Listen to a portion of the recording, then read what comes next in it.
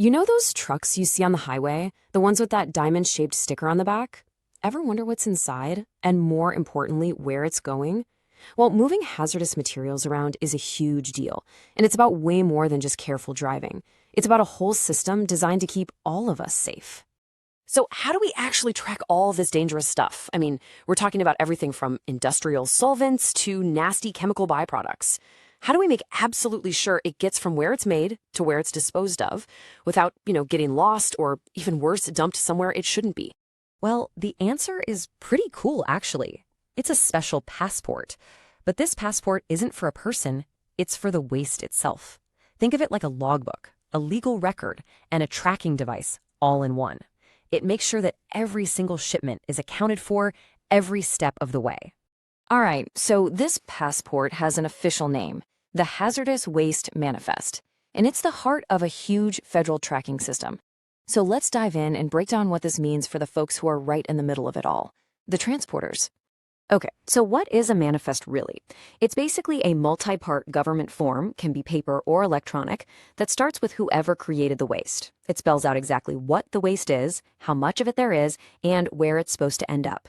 But here's the most important part. It's a legal record. It creates this unbreakable chain of custody, so there's never a moment when someone isn't legally responsible for that waste. All right, let's get practical. Let's say you're the transporter. The truck is gassed up and ready to go. But hold on, you can't just load up and hit the road. There are a few really critical things you have to do before those wheels even start to roll. First up, you absolutely need an EPA ID number. It's basically your license to play in this game. Second, the generator, that's the company that made the waste, has to give you a completed manifest. Super important. You don't make it, you get it from them. And third, you sign and date it. And that signature, that's everything. That's the exact moment you legally take responsibility for that shipment. And this is the absolute bottom line, the golden rule of the whole process. If that generator can't hand you a properly filled out manifest, you walk away. You cannot take that shipment. Seriously, no manifest, no transport. It is that simple. So now you're on the road. That manifest is like your Bible. It has to be with the shipment, no exceptions. And your job is pretty clear. Deliver the whole shipment of waste to the one facility listed on that form. No detours, no dropping a bit off here and there. When you get there, you get a signature from the facility. That's you handing off responsibility. You give them their copies of the manifest, and this is key, you keep one copy for your own records. Okay, so that's how a perfect trip goes. But let's be real, right? We're talking long-distance hauling, complicated materials. Things don't always go perfectly. The good news is the rules are way ahead of us. There are clear steps for what to do when things go sideways.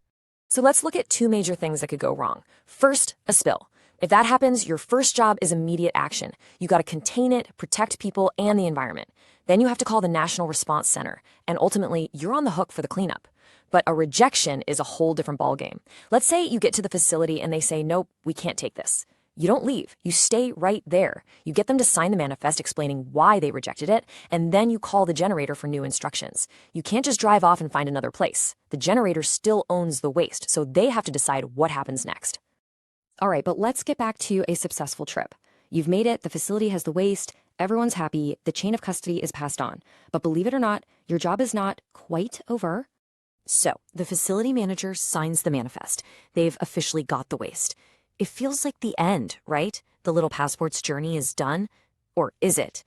There's one last super important step for you, the transporter. Remember that copy of the manifest you kept for yourself? The one with all the signatures on it? That's a serious legal document. So how long do you think you have to hang on to it? The answer is 3. 3 full years. From the day you first picked up that waste, you have to keep that document on file. It is the final piece of the puzzle, the proof that everything was done by the book, long after that waste has been treated or disposed of. Okay, so let's do a super quick recap of the whole journey. Point 1, pickup.